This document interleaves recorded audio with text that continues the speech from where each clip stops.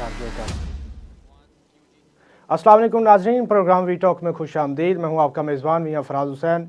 नाज़रीन, election commission ने बल्ले के निशान के हवाले से पेशावर हाई कोर्ट का जो फ़ैसला है वो सुप्रीम कोर्ट में चैलेंज कर दिया है, दरख्वास्त दायर कर दी है और मौक़िफ़ ये अपनाया गया है कि पाकिस्तान तहरीक इंसाफ के जो इंट्रा पार्टी इलेक्शन है वो दुरुस्त नहीं करवाए गए और पेशावर हाई कोर्ट का जो फ़ैसला उसको कलअदम करार दिया जाए। याद रहे कि कल पेशावर हाई कोर्ट ने इलेक्शन कमीशन का जो फ़ैसला है उसको कलअदम करार दे के पाकिस्तान तहरीक इंसाफ को बल्ले का निशान वापस दिया था और ये हुक्म जारी किया था कि वेबसाइट पर सर्टिफिकेट जारी किया जाए। तो दूसरी जानब पाकिस्तान तहरीक इंसाफ ने इलेक्शन कमीशन के ख़िलाफ़ पेशावर हाई कोर्ट में एक पटिशन फ़ाइल कर दी है, तौहीन अदालत की पटिशन फ़ाइल कर दी है। उसमें भी यही कहा गया है कि आपने हुक्म दिया था कि सर्टिफिकेट जारी करें, लेकिन इलेक्शन कमीशन ने अभी तक कोई सर्टिफिकेट वेबसाइट पर जारी नहीं किया। उसके साथ साथ अगर बात करें, पाकिस्तान मुस्लिम लीग नून ने टिकटों की जो टिकट जारी किए, अपनी फ़हरिस्तें जो हैं उम्मीदवारों की जारी की हैं, लेकिन उन्होंने साथ साथ ही आईपीपी और काफ लीग के लिए जो हल्के हैं वो खाली छोड़ दिए हैं। ज़राए के मुताबिक ये बताया जा रहा है कि आईपीपी को कौमी 7 और जो सूबाई 7 और कौमी 11 नशिस्तें दी जाएंगी और काफ लीग को 2 कौमी और 2 सूबाई नशिस्तें हैं जो वहाँ पर एडजस्ट किया जाएगा। और आज की ब्रेकिंग न्यूज़ आपको बता दूँ कि जस्टिस इजाज़ुल हसन साहब ने भी इस्तीफ़ा दे दिया है। कल मुज़ाहिर अकबर नकवी साहब ने उन्होंने इस्तीफ़ा दिया था, लेकिन आज एक दिन के बाद ही जस्टिस इजाज़ुल हसन साहब ने भी इस्तीफ़ा दे दिया। और याद रहे कि जस्टिस इजाज़ुल हसन साहब अक्टूबर में चीफ़ जस्टिस बनने वाले थे और अब मेरे ख्याल में मंसूर अली शाह साहब चीफ़ जस्टिस बनेंगे। इस तमाम तर सूरत पर बात करने के लिए हमारे साथ मौजूद हैं सीनियर साफ़ी और तजज़ियाकार वारिस रज़ा साहब और उनके साथ रज़ा सईद साहब और उनके साथ मोहतरमा सफ़ीना खान साहिबा। बहुत शुक्रिया सबका। रज़ा साहब, आपके पास आऊँगा। सबसे पहले आज इलेक्शन कमीशन ने सुप्रीम कोर्ट से रिव्यू कर लिया है बल्ले के निशान के हवाले से। कल भी हमने इस पर बात की, लेकिन कल ये ज़ाहिर किया जा रहा था कि शायद इसको ये मुश्किल फ़ैसला हो और अकबर एस बाबर ने तो बयान दिया था, लेकिन इलेक्शन कमीशन की तरफ से अभी तक कोई बयान नहीं आया था।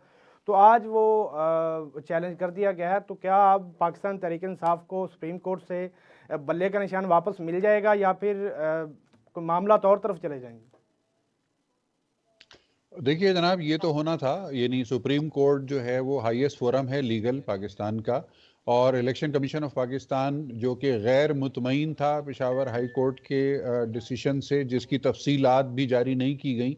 जो शॉर्ट आर्डर कल उन्होंने जारी किया उसके अंदर ये इस जुमले से आगाज़ है ऑर्डर का कि इस ऑर्डर की जो भी पस मंज़र है और जो वजूहात हैं वो बाद में बताई जाएंगी। तो बाद में कब बताई जाएंगी? इलेक्शन के बाद बताई जाएंगी। और बाद में क्यों बताई जाएंगी? अगर आप एक जुडिशियस फोरम के ऊपर बैठे हुए हैं और आपको ग्रिप है पूरी जूरिस्प्रूडेंस के ऊपर, तो भाई फिर ऑर्डर लिखने का जो पर्पस है या उसका जो रीजन है उसको रिकॉर्ड करना चाहिए। ये तो ऐसा ही हो गया कि मैं आपको ये कह दूं कि जी कल मैं खाना नहीं खाऊंगा और कल खाना ना खाने की वजह मैं आपको 1 महीने के बाद बताऊंगा। तो ये तो मतलब ये आई एम सॉरी, मतलब मुझे ये शायद कहना नहीं चाहिए, लेकिन ये बड़ा अजीब व गरीब सा ऑर्डर था जो हमने रात में कल आया हमारे सामने और हमने पढ़ा। अब सुप्रीम कोर्ट में तो ये ऑर्डर जाना ही था, कोई भी लेके जाता है इसको, अकबर एस बाबर लेके जाते या इलेक्शन कमीशन ऑफ पाकिस्तान लेके जाता, सुप्रीम कोर्ट में तो इस ऑर्डर को जाना था। अब देखते हैं कि सुप्रीम कोर्ट इसको किस तरह से देखती है, इस ऑर्डर को किस तरह से देखती है। और ये भी देखना पड़ेगा कि इलेक्शन कमीशन ऑफ पाकिस्तान ने सुप्रीम कोर्ट में एक्चुअल प्रेयर क्या की है, क्योंकि ये बात हमने पहले भी किसी प्रोग्राम में डिस्कस की थी कि जब कोई पिटिशनर जाता है अदालत में तो पिटिशन में वो पहले तो मुद्दा बयान करता है अपना, यानी उसके ख्याल में उसके साथ जो नाइंसाफी हुई होती है उसका जिक्र होता है, और उसके बाद एक प्रेयर होती है जिसके अंदर अदालत से दरखास्त की जा रही होती है कि हमें ये रिलीफ दिया जाए। तो अब इलेक्शन कमीशन ऑफ पाकिस्तान की जो पिटिशन है मेरी नज़र से नहीं गुजरी, और उसमें प्रेयर क्या लिखी है ये भी मेरी नज़र से नहीं गुजरी। तो इसलिए मैं एग्जैक्टली तो प्रिडिक्ट नहीं कर सकता कि इसको इलेक्शन सुप्रीम कमीशन ने कोर्ट किस तरह यही से मतलब देखेगी। कि उन्होंने दरखास्त की है कि जो इंट्रा पार्टी इलेक्शन हुए हैं वो एक्ट के तहत नहीं हुए। दरअसल उस पर ही हाँ, आप मतलब फैसला वो तो उनका ओरिजिनल स्टांस है वो ये है कि 22 दिसंबर को उन्होंने जो फैसला जारी किया था जी इलेक्शन कमीशन ऑफ पाकिस्तान ने, उसकी बेसिस ये थी कि पाकिस्तान तहरीक इंसाफ ने अपने मंशूर के मुताबिक, अपने आइन के मुताबिक इंट्रा पार्टी इलेक्शंस का इनेकाद दुरुस्त तौर पर नहीं किया था, जिसकी बुनियाद पर उनकी रुकनीत को मुअत्तल कर दिया गया था। यानी उनकी पार्टी इस वक्त जो है वो सस्पेंड हुई है और अदालत से रिलीफ ले लिया उन्होंने। अब सुप्रीम कोर्ट जो है वो फाइनल फोरम है सुप्रीम कोर्ट में, और मेरा ख्याल है कि क्योंकि बहुत कम है वक्त इलेक्शन की टाइमलाइन के हिसाब से, तो मुझे नहीं लगता कि सुप्रीम कोर्ट में बहुत ज़्यादा वक्त लगेगा इस मामले को डिस्पोज ऑफ होने में, और ये अगले एक आध रोज़ में नहीं, ये दरखास्त जो है समाअत के लिए मुकर्रर हो चुकी है। कल सुबह 9 बजे इस पर समाअत होगी और 3 रुकनी जो बेंच है वो तश्कील दे दिया गया है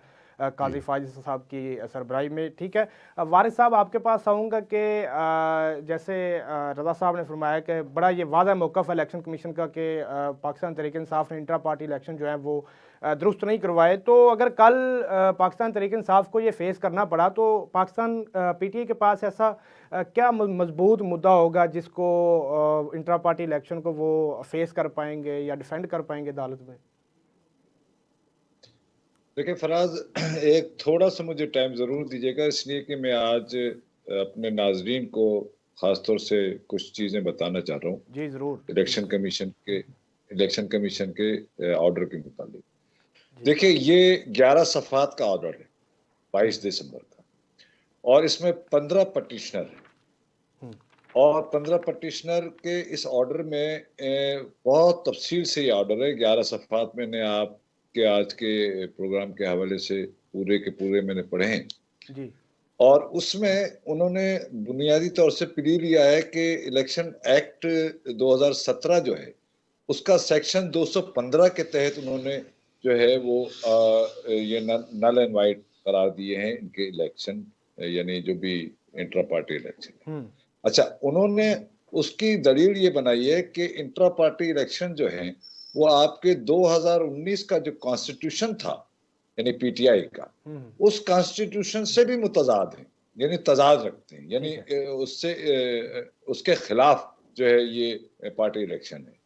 दूसरा, उन्होंने एक नुक्ता ये उठाया है कि आप ये बताइए कि आपका पार्टी का जो सेक्रेटरी है वो असद उमर थे, यानी पिछले इलेक्शन में, और जो कि इलेक्ट होकर आए थे, तो असद उमर चले गए, तो आपने पार्टी का सेक्रेटरी जनरल असद उमर का ना नोटिफिकेशन किया, ना उनको जो है ना यानी गोया कि पार्टी से अलहदा किया, यानी ओहदे से अलहदा किया नोटिफिकेशन के जरिए, और न ही इसकी इत्तला जो है ना इलेक्शन कमीशन को दी।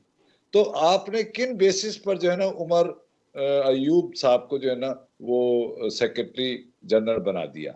तो लिहाजा चूंकि आप मुसलसल गैर आईनी, अपने आइन के मुताबिक भी गैर आईनी काम कर रहे हैं, गैर कानूनी काम कर रहे हैं, 2017 के इलेक्शन एक्ट के 215 सेक्शन की मुसलसल खिलाफ वर्जी कर रहे हैं, लिहाजा आपके ये इलेक्शन जो है ना वो नल एंड वाइट करार दिए जाते हैं। ये है 22 अक्टूबर के 5 अफराद का, सिकंदर राजा समेत 5 अफराद का मुकम्मल फैसला। अब आ जाइए इस बात पर कि देखिए, ये बहुत वाज़े बात है कि आप अगर गौर से देखें, जो कि रजा साहब ने जिसकी तरफ इशारा भी किया, वो ये है कि अगर आप पेशावर हाई कोर्ट को अगर देखेंगे तो उसमें सेक्शन 215 और इलेक्शन एक्ट 217 को डिस्कस ही नहीं किया जा रहा।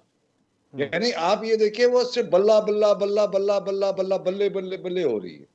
तो ये जो है ना प्रोपेगेंडा एक मुहिम के तौर पर जो है ना, जब आप कोई मुकदमा लड़ते हैं तो उस मुकदमे में आपको खिफत उठानी पड़ती है। ठीक है जी, आपका पॉइंट आ गया वारिस साहब, आपका पॉइंट आ गया। सफीना साहब, आपके पास आऊँगा। आज गौहर अली खान साहब ने टिकट से भी अनाउंस करनी है 11 बजे से पहले, और कल जो है वो सुप्रीम कोर्ट में समाअत भी है।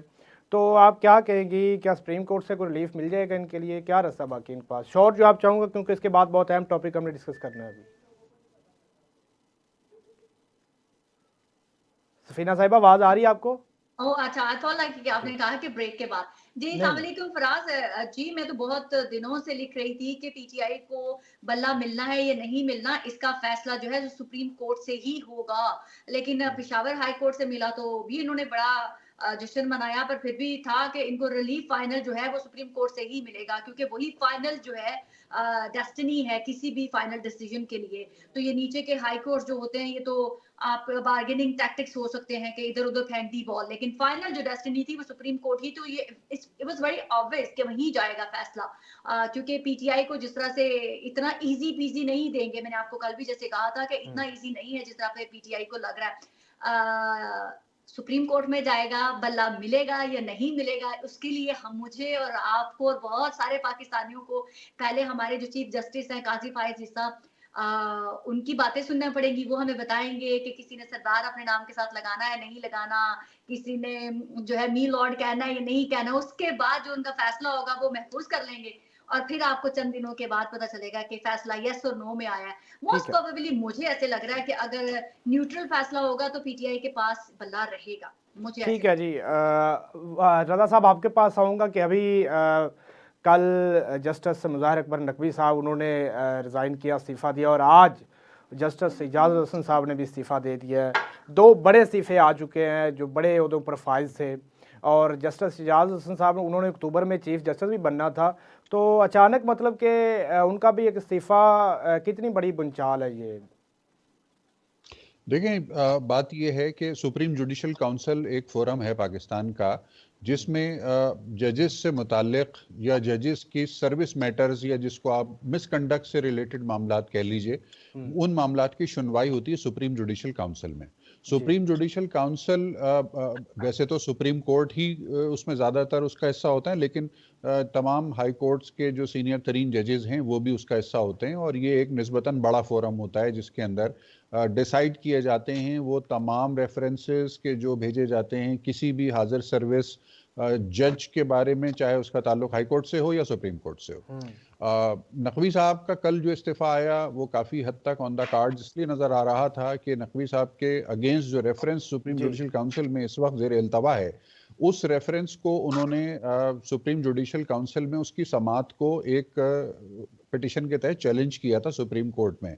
लेकिन परसों, डे बिफोर येस्टरडे, उनको वहां से रिलीफ नहीं मिला और उनको ये इंदिया दे दिया गया कि उनके मामलात की सुनवाई जो है अब वो सिर्फ सुप्रीम जुडिशल काउंसिल से ही मुमकिन हो सकेगी।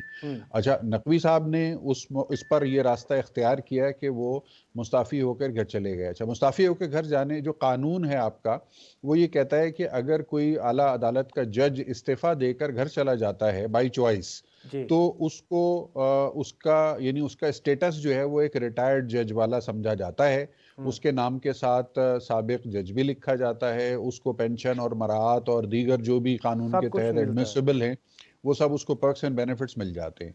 तो इसमें बज़ाहिर ऐसा लग रहा था, जो तज्ज़िया आ रहा था सामने लीगल साइड पे, हमारे दोस्त हमें बता रहे थे कि नकवी साहब का केस जो है वो सुप्रीम जुडिशल काउंसिल में काफ़ी हद तक डिसाइसिव है, और इस बात का कभी इम्कान है कि सुप्रीम जुडिशल काउंसिल उनके खिलाफ कार्रवाई करेगी, और उस कार्रवाई का मतलब वाज़े तौर पे ये होगा कि वो अपने मनसब से फारिग कर दिए जाएंगे। और ये जो फरागत होगी ये एक तरह से डिसग्रेसफुल फरागत होती है, जिसके बाद ना तो आपको मतलब ये उन्होंने कार्रवाई से बचने के लिए राय फरार इख्तियार की और पहले ही वक्त से पहले बिल्कुल ये राय, बिल्कुल यही राय बन रही है, अमूमी राय ये बन रही है कि उन्होंने अपने केस का दिफा करने की बजाय उस यकीनी सूरत हाल को अवॉइड करने की कोशिश की कि जिसके बाद उनकी पेंशन और मराहत और उनका स्टेटस ये सब फॉरफिट हो सकता था।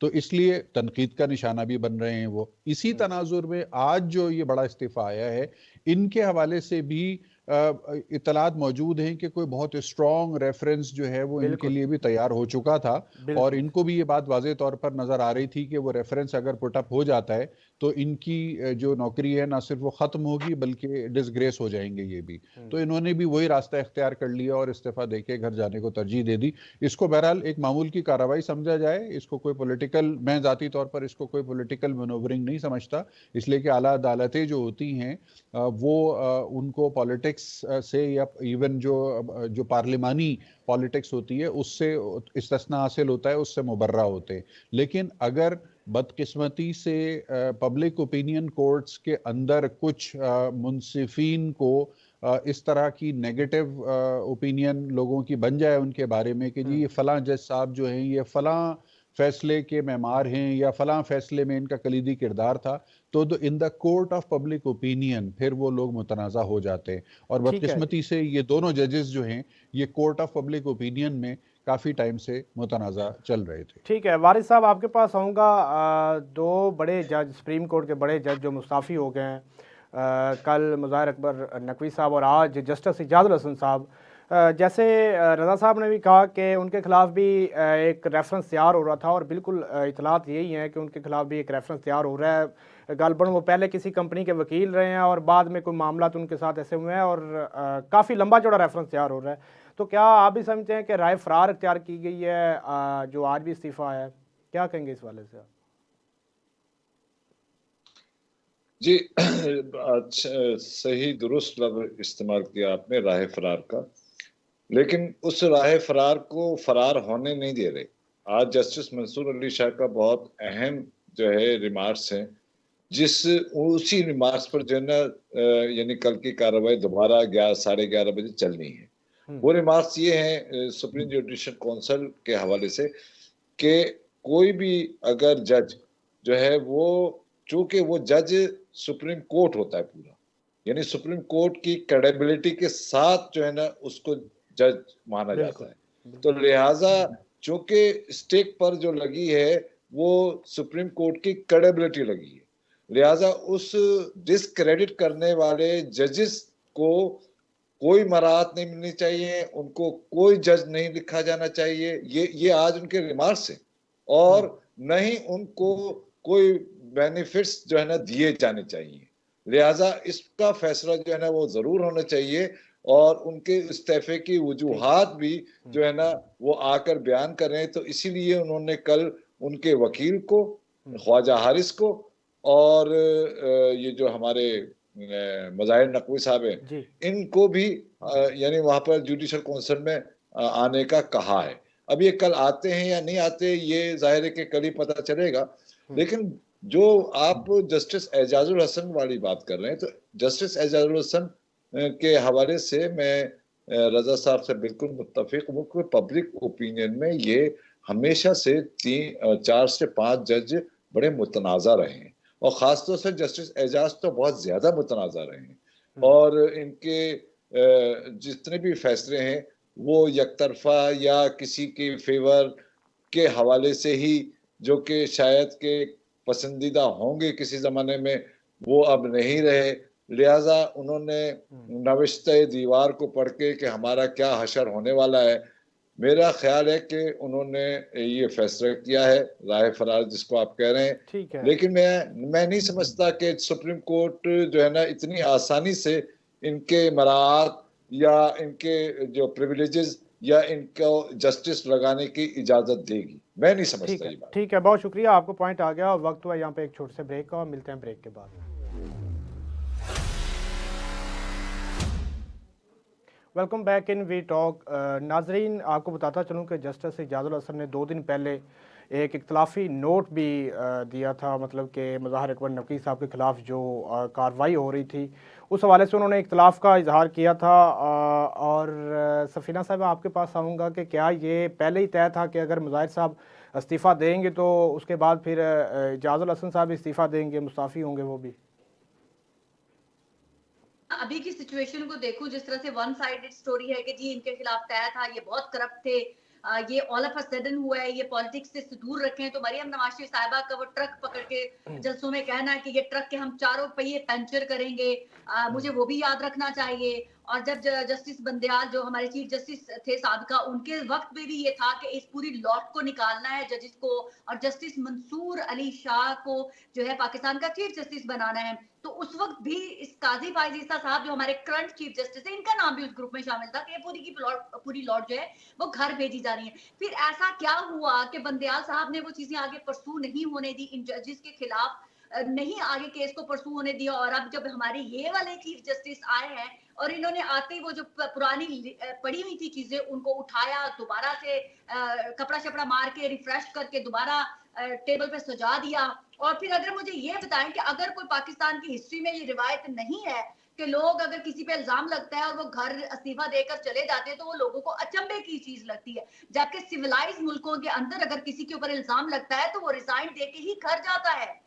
ये नहीं कहा जाता कि वो डर गया, अगर कोई डटा रहे तो हम कहते हैं ढीठ है, बेशरम है, ये टिका हुआ है। वैसे नहीं, लेकिन अगर कोई इल्जाम लगता है तो कि फिर उनका सामना भी तो करना चाहिए ना।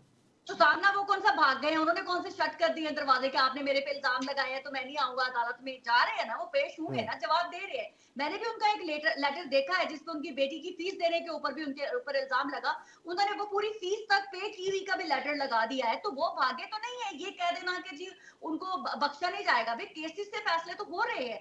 एक जज ने जिसने डिसाइड किया, अपनी ग्रेस दिखाई कि मुझे पे इल्जाम लगा, मैं घर जा रहा हूँ, कौन छोड़ता है यहाँ पाकिस्तान में? एक चपरासी जो है वो अपनी सीट नहीं छोड़ता, और जो पाकिस्तान का फ्यूचर का जो चीफ जस्टिस था उसने रिजाइन कर दिया, जस्टिस एजाजुल हसन ने। और आप लोग कह रहे हैं कि ये करप्ट है, ठीक हो गया तो फिर वो भी मैं कह रही हूँ ना, हमारे जो करंट चीफ जस्टिस है काजी फाइज ईसा की तरह अपनी बीवी बेटी को आगे कर देते। मेरा किसी चीज से लेना देना नहीं, हमें नहीं पता ये बिजनेस किसने किए किसने नहीं किए, हमारे घर वाले जवाब दे। लेकिन उन्होंने ऐसे नहीं किया।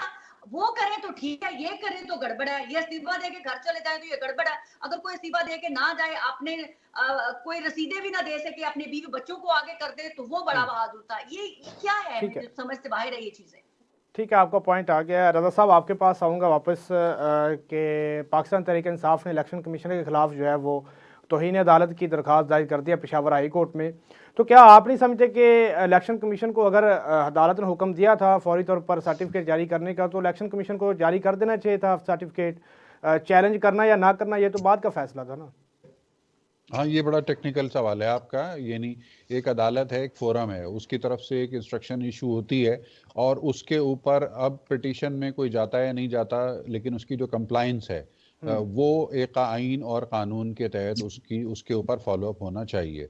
अगर उसको उसकी कंप्लाइंस को इस वजह से कोई फॉलो नहीं कर रहा है कि वो उस फैसले से मुत्तफिक नहीं है, तो ये एक कॉन्स्टिट्यूशनल कन्फ्लिक्ट है। यानी ये आईनी बहरान वाली, जिसे कहते हैं ना उर्दू में आप, ये आईनी बहरान वाली सूरत हाल है कि एक आला अदालत एक फैसला दे रही है, वो फैसला आप उससे मुत्तफिक हो या ना मुत्तफिक हो, लेकिन उस फैसले को इम्प्लीमेंट करना या उसको अपहोल्ड करना जो है वो एक कॉन्स्टिट्यूशनल रिस्पॉन्सिबिलिटी हो जाती है तमाम फरीकैन की भी और स्टेक होल्डर्स की भी, और ख़ास तौर पर जो कॉन्स्टिट्यूशनल इदारे होते हैं उनके ऊपर रिस्पॉन्सिबिलिटी आती है कि जी अदालत का फैसला है, इम्प्लीमेंट करना है इसको। अपील में आपको जाना है आप जाएं, लेकिन अपील में जाने का ये मतलब नहीं है कि आप जब तक आपको स्टे ना मिल जाए उस वक्त तक आप उस फैसले पर अमल दरामद के पाबंद होते हैं। तो टेक्निकली, लीगली, कानूनी तो फिर इलेक्शन कमीशन की तरफ से क्यों नहीं अमल दरामद किया गया? इसका जवाब इलेक्शन कमीशन दे सकता है आपको, इलेक्शन कमीशन ने इस पर क्यों नहीं अमल दरामद किया। ठीक है वारिस साहब, ये एक बड़ा सवाल है। इलेक्शन कमीशन जो है उसने अभी तक पेशावर हाई कोर्ट के फैसले पर अमल दरामद नहीं किया, तो क्या ये इलेक्शन कमीशन के गैर जानबदार होने पर एक सवालिया निशान नहीं है फिर? नहीं, मैं नहीं समझता कि कोई सवालिया निशान है इलेक्शन कमीशन के गैर आईनी होने का। बात यह है कि जो पेशावर हाई कोर्ट हमारे लिए बड़ा मोहतरम है। बात यह है कि पेशावर हाई कोर्ट जो है, जो बुनियादी जो पिली है और जिस पर उन्होंने फैसला दिया है, मैंने आपसे इससे पहले भी ये कहा कि वो 11 सफ़ात का फैसला है, उसको उन्होंने पढ़ने की जहमत ही नहीं। बात ये कि इंट्रा पार्टी के इलेक्शन का मामला है, ये बनले का मामला है ही नहीं। ये इंट्रा पार्टी इलेक्शन दुरुस्त हुए हैं या नहीं हुए हैं, इस पर पेशावर हाई कोर्ट कुछ नहीं कह रहा। पेशावर हाई कोर्ट के जजेस इस पर सवाल नहीं कर रहे। तो बात यह है कि जो फैसला दिया है उसने, आईनी अदारा है, वो आइन के चार जजेस हैं उसके साथ। तो बात यह है कि वो जजेस कोई एमीन आल ला के नहीं बिठा दिए गए हैं।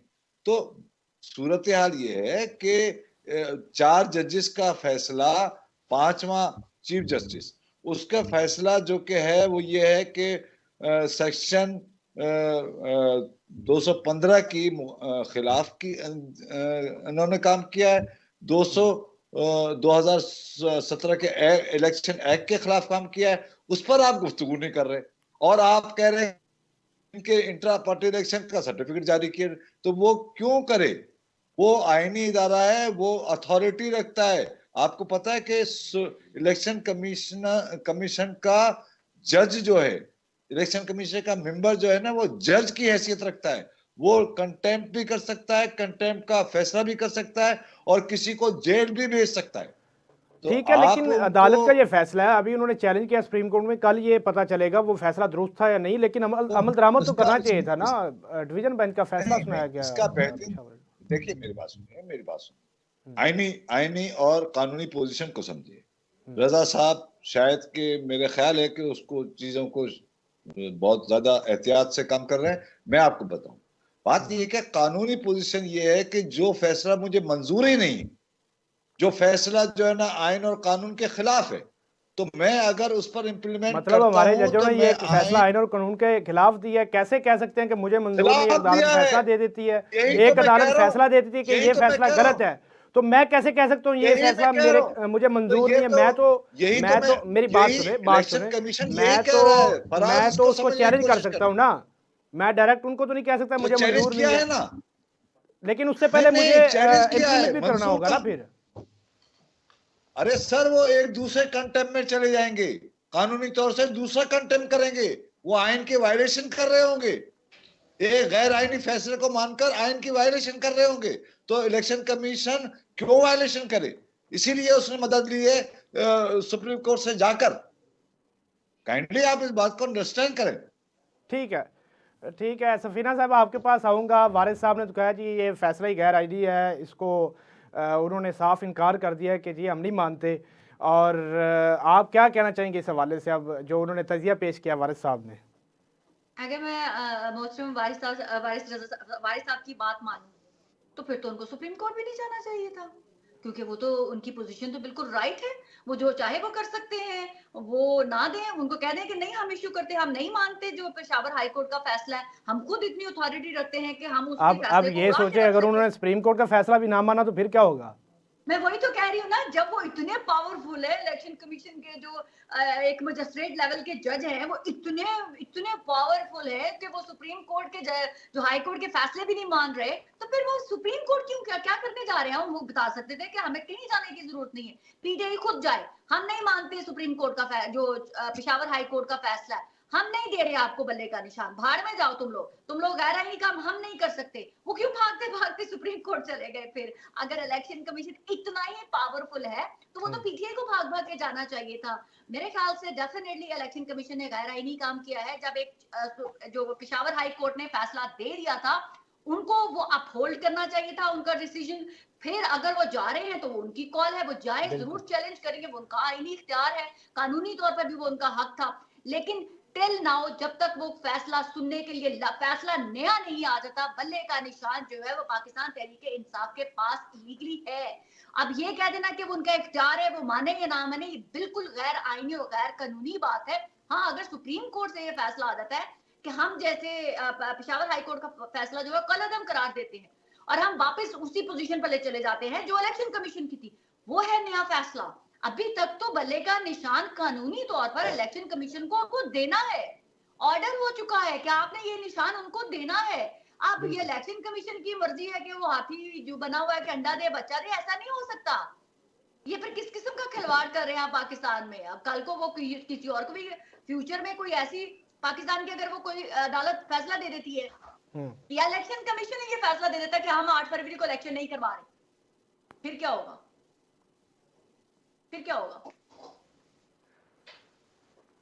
चले ठीक है, आपका पॉइंट आ गया। सफीना साहब, रजा साहब आपके पास इसका जवाब, जी जी वारिस साहब जवाब जी जी वारिस साहब,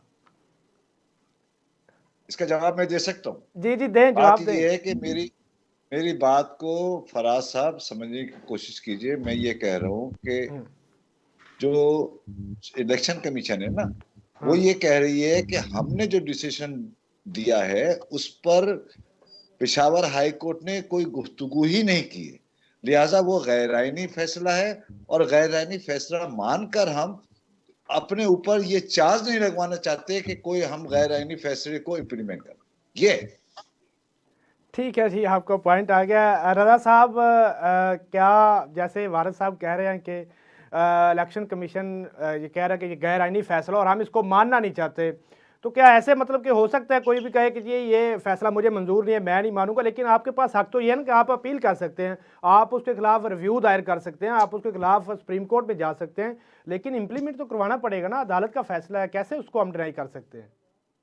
अच्छा, अब ठीक है, इसको थोड़ा सा यानी इसको हमें थोड़ा सा बारीकी से देखना पड़ेगा। जी एक आम आदमी, एक नॉर्मल सिविलियन या एक सरकारी महकमा, इनमें फ़र्क होता है। अच्छा, इलेक्शन कमीशन ऑफ पाकिस्तान जो है वो एक आईनी इदारा है, कॉन्स्टिट्यूशनल बॉडी है, और जिस वक्त मुल्क में इलेक्शन का इनेकाद का शेड्यूल आ चुका होता है तो उस वक्त एग्जीक्यूटिव अथॉरिटी भी इलेक्शन कमीशन के पास होती है।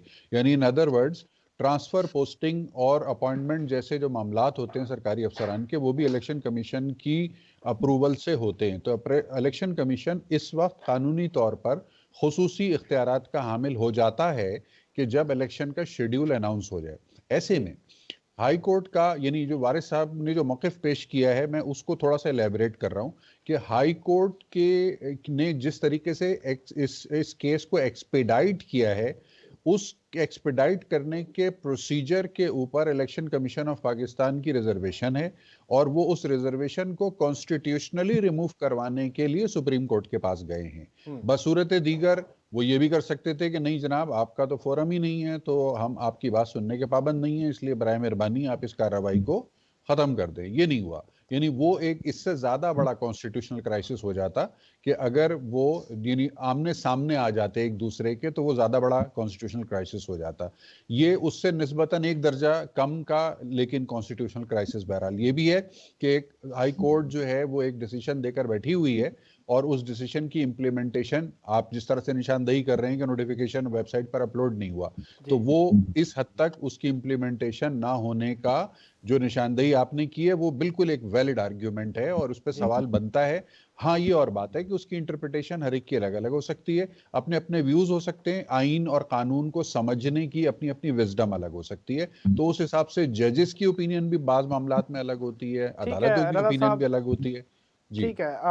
वारिस साहब आपके पास आऊँगा मैं दोबारा कि नून लीग और आईपीपी के दरमियान जो सीट एडजस्टमेंट के हवाले से बातचीत चल रही है, नून लीग ने जो हल्के छोड़ दिए हैं, तो ये सारा जो इत्तेहाद हो रहा है, सियासी इत्तेहाद हो रहा है, नून लीग अपने जो बड़े अजीज़ जो रहनुमा हैं, उम्मीदवार हैं, उनको नाराज़ करके ये इत्तेहाद कायम किया जा रहा है, तो ये इत्तेहाद किस हद तक मौसर साबित हो सकता है नून लीग के लिए? देखिए, ये फराज, ये मैंने शायद हमने इससे पहले भी हम डिस्कस कर चुके हैं। देखिए, बात ये है कि ये मैंने पहले भी आपसे ये बात कही थी, और गालिबन अगर आपको याद हो, और शायद कि आप प्रोग्राम में हों, जी मुझे नहीं, इनमें आप मुझे क्लियर मकसद ये दुरुस्त कर दीजिए। जी वो ये है कि ये जो छोटी छोटी जो ग्रुप बनते हैं, उनके हवाले से ये चीजें खत्म होने जा रही हैं नेक्स्ट पार्लियामेंट। और इस नेक्स्ट पार्लियामेंट में चूंकि ये ग्रुप बंदी छोटे छोटे 6 से 6, 7, 8, 10 सीटों लेने वाले जो ब्लैकमेलिंग जो करते हैं गवर्नमेंट की, उससे वो निजात मुकम्मल तौर से हासिल करना चाहते हैं, तो खासतौर से पाकिस्तान मुस्लिम लीग। और इसी बुनियाद पर उनका जो इत्तेहाद है वो एमकेएम से भी हुआ है, उनका इत्तेहाद बलूचिस्तान में भी हुआ है, उनका इत्तेहाद आईपीपी से भी हुआ है। अब ये जो कानून लाना चाहते हैं, वो ये लाना चाहते हैं कि ये जो छोटे छोटे ग्रुप्स हैं, ये किसी बड़ी पार्टी में जाके अपने आप को मर्ज कर लें।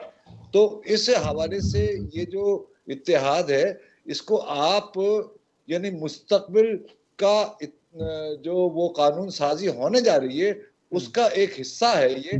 और मैं ये समझता हूँ कि उन्होंने बिल्कुल ठीक किया है, यानी मुस्लिम लीग नून ने, कि जो उन्होंने उनसे वादा किया था आईपीपी वालों से तहरीक अदम एतमाद के वक्त, उन्होंने उस वादे को ईफा किया। लेकिन जहांगीर तरीन साहब मुल्तान नहीं जाना चाह रहे सर, वो लोधरा से भी लड़ना चाहते हैं, लेकिन नून लीग चाहती है कि जहांगीर तरीन साहब मुल्तान चले जाएं। वो अपना घर छोड़ के कैसे जाएं अब वहाँ? नहीं, लोधरा से उन्होंने वैकेंट कर दिया है, और मुल्तान के हवाले से आप देखिएगा कि वो जहांगीर तरीन साहब विड्रा हो जाएंगे। ठीक है। सफीना साहब आपके पास आऊँगा। पाकिस्तान मुस्लिम लीग नून इस वक्त बड़ी मुश्किलात से दोचार है, उनके जो अंदरूनी इख्तलाफ हैं, अभी तक कुछ फैसले नहीं हो पाए। तलाल चौधरी और नवाब शेर वसीर के दरमियान NA 96 से और फिर रुहेल असगर और अयाज सादक साहब के दरमियान जो मामला हैं, और उसके बाद दानियाल अजीज़ साहब की तो आपने स्टेटमेंट सुनी होगी। उन्होंने तो बाकायदा तौर पर पार्टी के खिलाफ बयान दे दिया। उन्होंने कहा जी मैं आज़ाद इलेक्शन लड़ूंगा और मेरी बीवी भी आज़ाद इलेक्शन लड़ेगी। तो कैसे इन मुश्किलात से बच सकता है नून लीग, कैसे ये सारे मामला फेस करेगा? अफराज बहुत ही मोहतरम है वारिस साहब, बिल्कुल इन्होंने ठीक बात की है। ये पीएमएलएन की ख्वाहिश हो सकती है कि वो छोटी छोटी पार्टियों को खत्म कर दे, पर ये क्या कहते हैं ना, एक क्या हम लोग बोलते हैं उर्दू में डिक्टेटर को, वर्ड आमिराना आमिराना सोच की, यस, आमिराना सोच की निशानी है कि आप छोटी छोटी पार्टियों को जम कर लें। कैसे पूरी दुनिया के अंदर छोटी छोटी पॉलिटिकल पार्टीज होती हैं, आप उनको सिर्फ इसलिए जम नहीं कर सकते कि जी ये छोटी छोटी पार्टियां हैं, हम बड़ी पार्टी हैं तो इनका कोई वजूद नहीं है, इनका कोई आईनी तौर पे कोई हक नहीं है पाकिस्तान के अंदर इलेक्शन में पार्टिसिपेट करने का। यूं तो फिर आजाद कैंडिडेट के ऊपर भी पाबंदी लग जानी चाहिए, क्योंकि वो भी क्यों आजाद इलेक्शन लड़ेंगे। देखें, दिल्ली दूरस्थ, PTI, PMLN, IPP, PVP, MQM, JUIF, इनके लिए भी बहुत दूर है दिल्ली। ये अगर 8 फरवरी को इलेक्शंस नहीं होते हैं तो ये छोटी छोटी पार्टियों को खत्म करने चले। अरे पीएमएलएन से एक बहुत बड़ी पार्टी निकलेगी और एक किंग पार्टी बनेगी। तो ये आप मत इतनी जल्दी समझ के पहले सेटल आउट हो जाए कि 2 एमक्यूएम के बंदे उठा लिए, कोई इधर का उठा लिया, तो पाकिस्तान में और पार्टियां वजूद में आने जा रही हैं। तो ये कोई खुशफहमी में ना रहे कि सब कुछ इतना स्मूथ 2 पार्टी सिस्टम में पाकिस्तान वापस चला जाएगा, पीपल्स पार्टी होगी और पीएमएलएन होगी, ऐसा कुछ ठीक है। प्रोग्राम का जो वक्त है वो शॉर्ट है, मैं रजा साहब के पास आना चाहूँगा। मजीद पार्टियां भी बनेंगी।